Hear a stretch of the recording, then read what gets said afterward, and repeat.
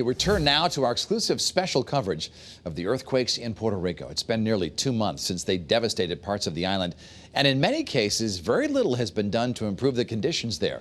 All this while so many Connecticut families hopelessly watch their loved ones suffer. Channel 3 Eyewitness News reporter Matthew Campbell is in Puerto Rico now to share their stories. Tonight he's live in Sabana Grande. Good evening to you, Matthew.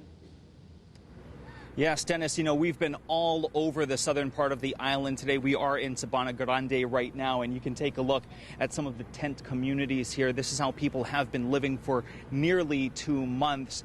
Well, Mark and Aaron, we are in San Juan. This is the northern part of the island. This is the capital city and the biggest tourist destination. So if you're just vacationing, you're not seeing or feeling the devastation. That's about an hour and a half south, and what we saw today was heartbreaking. Drone 3 over the town of Ponce, these sweeping views of tarp-covered homes overlooking the ocean bring context to the natural disasters that have struck this U.S. territory. On our journey today, we saw homeowners who say they haven't seen a dime of aid or insurance since Hurricane Maria in 2017. Now, in fact, Drone 3 likely showcases what Maria did with those winds ripping off roofs. The knockout blow was delivered just days into the new year when a 6.4 magnitude earthquake plunged thousands into the darkness and homelessness. And it's not just frustration that's setting in for the people here, it's fear too, because the aftershocks still roll in. The U.S. Geological Survey clocked 2 today in the 3.2 and 3.4 range. We spoke with a civil engineer who says many of the homes and buildings in this area were built with brick and don't have a solid foundation. So he says that's why people are so afraid. For the hurricane, you can prepare and you can be ready and spend 2 days without energy, and you can prepare for that. But the earthquake, you know, that happen every time, anytime, and it's hard to them because they sleep in the other side. The big problem that we have right now is the school, because almost the school are closed in the south area, and they cannot use it because they are scared about the structure. So Mark and Aaron, our coverage will really ramp up tomorrow. We're going to be visiting schools and show you the hands-on, boots-on-the-ground efforts from Connecticut's own AmeriCares. And I just want to stress how much people in Connecticut are emotionally invested in what's happening here. You know, according to the Center for Puerto Rican Studies, Puerto Ricans make up 8% of our population and 53% of the entire Latino population in our state. And many still have relatives here and remained concerned because of what we just showed you. We're here in San Juan tonight. Matthew Campbell, Channel 3 News. An ocean view, hot tub, and pool. Abraham Nazario and his wife Lucy had a good life. Abraham worked for 32 years as an electrician at a hospital to be able to earn a spot on this block, which translates to Street of Millionaires. 2 devastating natural disasters stole this from them and sent them here to this tent set up in his backyard. A lot of people is going through this. I mean, they have tents like that too. In 2017, Hurricane Maria ripped the roof off of the home. This was a bedroom, my daughter's bedroom, that was. The Nazarios took solace knowing they could still live on the first floor. But earthquakes on January 6th dealt the home a final blow, cracking the foundations. Abraham says the daily aftershocks make the home uninhabitable. Do it anymore, but I'm scared because it's shaking every day. It hasn't stopped. This broken down truck serves as a closet which holds everything near to them and the chance the home fails. Papers, everything. Medicine, I see. When the earthquakes happened, Nazario's family, including his son Aran, were here. They came from Wethersfield to celebrate Abraham's 75th birthday. It felt like the building dropped, almost like you're in an elevator. Aran bought and set up the tent his parents now call home. Coming back to Wethersfield was the most difficult decision he had to make. And I encouraged them to leave with me. I'm kind of skeptical. I don't like to be bothering nobody. Now he stays in touch via FaceTime. His parents can cook when the power is on, but they say outages are common, the longest lasting 5 days, so they have this grill outside for the nights in pitch black. We're supposed to be treated as a human beings, and I don't feel that way. We here, so we do feel it, you know, and they can't be forgotten, the people of the island. When the earthquake struck on January 6th, Sammy Vega felt the pain miles away in Hartford. His homeland in ruins once again, so he and the Connecticut Institute for Community Development started a drive for Puerto Rico. $1 here, $1 there. Thousands were donated, and today the money is at work. We asked the family what is needed, and basically what they need is stove. We purchased some stove, a gas stove, some cleaning supplies, and especially, believe it or not, what is in need off, because as you know, some of the families sleeping outside. On Tuesday, Vega and his crew flew down, stocking trucks with those essentials and making in-person home visits to decimated towns like Guayanilla, Ponce, and Yauco. Anything they get is like a gift. It's a joy just seeing them, But on the other hand, it's sad because there's a lot of need. The need extends to every facet of life, but in many cases, none are more crucial than what Connecticut-based AmeriCares is doing. They're literally keeping people alive.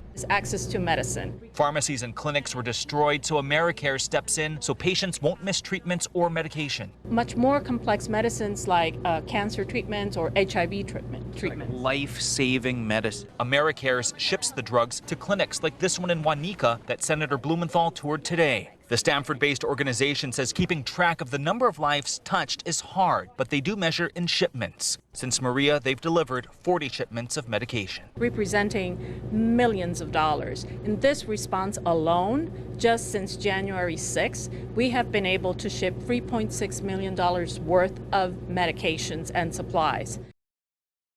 It is hard to imagine that this happened nearly 2 months ago because the reality in some parts of the island would suggest this happened yesterday. We have dozens who are still living in tent communities, businesses, homes, some of them completely destroyed, and many are wondering why they're literally stranded on an island with little relief in sight. I'm scared because it's shaking every day. It hasn't stopped. That is why Abraham Nazario can't live in his home in Ponce. Instead, he lives outside in the backyard in this tent. A lot of people is going through this. I mean, they have tents like that too.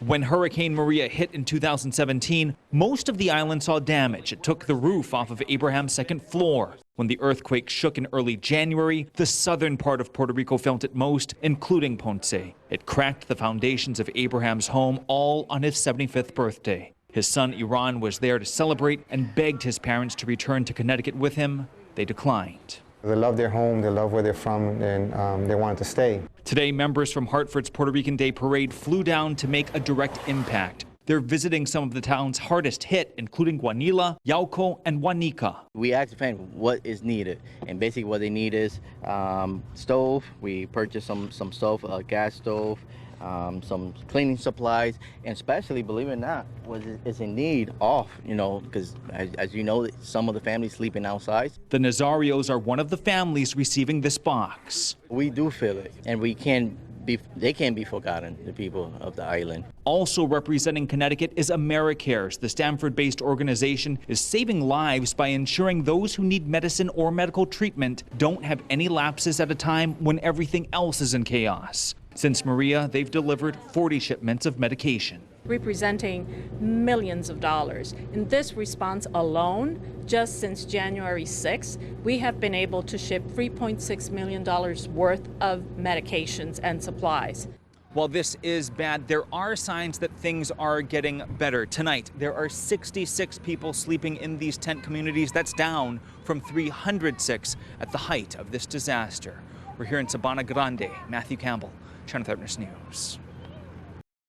When natural disasters strike, we usually see schools turn into shelters, but here in Wanika, the schools were destroyed. This one here is set to be demolished in 2 weeks, leaving hundreds of students with nowhere to learn and in a lot of cases, nowhere to live. And now we're seeing cities like Hartford and Waterbury step in. Se rajó algunas partes y fue algo feo. When it was the big earthquake, my house shook. We all ran outside. The house was cracked. It was very scary and very bad.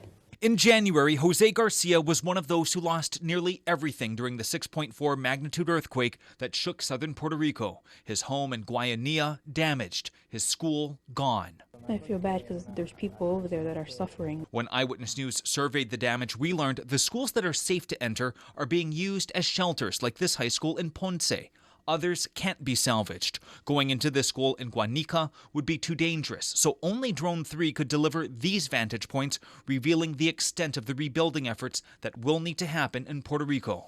It could take years. Their houses are destroyed. They have nothing. So with an unsafe home and no school, hundreds of students are being taught in tents. Others, like Jose, were lucky enough to have relatives in Connecticut. When they saw everything that was happening, they sent for us as soon as possible. Jose's brother and sister are trying to adjust in Waterbury, but it's not easy. There's no dedicated agriculture classes like they had back home, and they had to leave their mother and other sister behind. They talk every day. She's always looking for food, trying to find food and stuff. There's really nothing much over there. We're there for them. We care for them.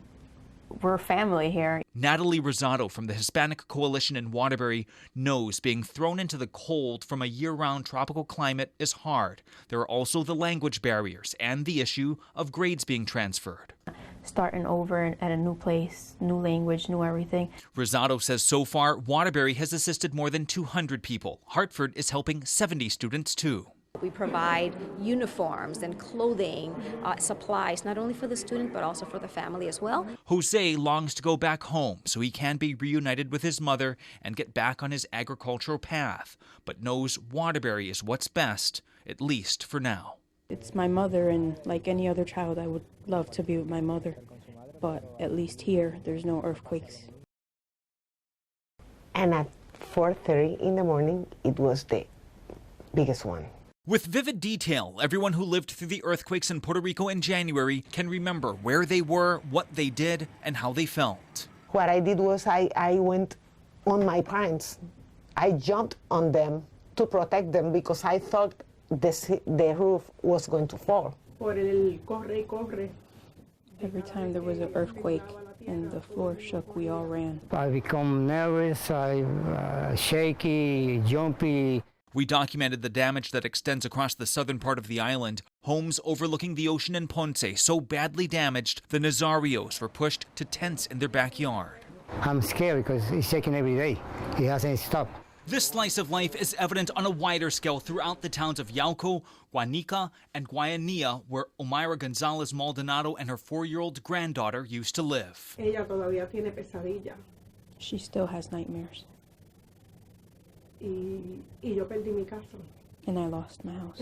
Also in Guayanilla, earthquake shattered the home of Maria Morales' parents. There's a lot of people that don't have a place to live. More than 80,000 people officially sought refuge at the shelters, like this one at a high school in Ponce. Overflowing with people, the government set up these tent communities, and as we witnessed in Sabana Grande, they were still active nearly 2 months later. This one is at a baseball stadium and now house entire families and their pets. They shower in makeshift stalls and use porta potties, as opposed to the conditions in more rural areas. People sick, sleeping on the streets. The 8,000 that the government has counted does not account for those like the Nazarios who are living on their properties. FEMA tells us, as of today, more than 30,000 people have applied for assistance. Mentally and physically, everyone's getting drained. In order for these tent communities to close, aid needs to come, and there's no telling when the resources will arrive, so many are trying to flee. Omaira and Morales have relatives in Waterbury. We didn't come back to the house. We just went to the east side of the island, and from there we left to here. Even with the assistance of the Hispanic Coalition, they're learning the transition is not easy. Morales was one test away from becoming a doctor in Puerto Rico. Credits haven't transferred, so it means nothing in Connecticut. I need documents to get a job that I don't have. Omaira doesn't speak English and is having a hard time finding a job. Where there's a will, there's a way, and we will find it. And we just want them to know that they're welcomed. With her granddaughter hanging on to her side, Omaira navigates the daunting obstacles as she tries to create a new life for them. My hope is for her to forget it over time and hopefully learn English and be able to progress in the United States. Our series introduced you to people who live in Puerto Rico, fled the island, or still have loved ones there. This is the impact the natural disasters have had. To see how people lost their houses, they lost everything. Y mucha gente se estaba suicidando. Many people are committing suicide. 3-4 days without electricity. The response there is a lot more delayed than it would be here. When Hurricane Maria swept through in 2017, Congress approved $44 billion in aid. $20 billion of that went to housing and urban development. But the Washington Post reported earlier this year, only $1.5 billion of that HUD money made it to the residents. A lot of people is going through this. This month, the House of Representatives passed a $4.7 billion emergency aid bill for earthquake victims, but the Senate hasn't voted on it, while people continue to wait for the Maria aid. Why is that? The sad, ugly truth is that people in the United States Congress fail to understand that Puerto Ricans are our fellow Americans. They are out of sight, out of mind, maybe, but they shouldn't be. When we were in Puerto Rico days ago, we found this gym converted to hold donations and supplies in Sabana Grande. Locals say the majority of these donations came from the northern part of the island and aren't necessarily part of the federal aid, so we asked what it will take to release the billions dedicated to these victims. The buck stops at the top, and President Trump ought to be providing the service and the funds, the investment in infrastructure, healthcare, education that's already been authorized by the United States Congress. President Trump has been wary of shifting money to the island, pointing at corruption scandals like this one, where a warehouse full of unused supplies went wasted. Episodes like that have planted a seed of doubt in Washington and also amongst locals. They take a lot of time to decide what to do. After surveying the damage, Blumenthal is now back in Washington. Specifically, what are you going to be doing when you get back to Washington to sound that alarm? I'm going to be cajoling and pummeling my colleagues, particularly other states that have significant members of the Puerto Rican community. For the victims who continue to live in subhuman conditions, the desperation grows by the day. We're supposed to be treated as a human beings, and I don't feel that way. Beautiful sun-splashed beaches and rich history. This is how many remember Puerto Rico, and for much of the island, these images still ring true. In the southern part of the island, it's the complete opposite. After Hurricane Maria dismantled towns, January 6.4 magnitude earthquake delivered an equally powerful blow, and the fear hasn't subsided. I'm scared because it's shaking every day. It hasn't stopped. Many living through these natural disasters and their loved ones watching them endure it from afar want to know why this is happening with such force for the first time since 1918. It's kind of a random occurrence with time. UConn geosciences professor Vernon Cormier says Puerto Rico has and always will be threatened by earthquakes simply based on its location. Mainly because it's been on a boundary between two major tectonic plates. Cormier says the North American and Caribbean plates are always shifting, slowly but surely. But here's why we're seeing the robust activity now. The plate gets stuck for a while as it's moving by, and then so there's a sudden motion as the plate slips during an earthquake. So earthquakes will come and go almost randomly with time. This year, we've seen the southern part of the island destroyed, and Cormier says that, too, is random. It's hard to say. Probably the shoreline itself is an expression of a fault. The professor says since Puerto Rico is sandwiched between the two plates, the next quake could be up north. One is on the, near the north coast, one's near the south coast, and earthquakes will kind of randomly probably alternate between the two. While the entire island will always be at risk, many want to know about the immediate future. The U.S. Geological Survey reports residents can expect daily tremors for months, then weekly ones for years. After a large magnitude 6, you could have significant aftershocks that last for months, and generally they slowly decay with time.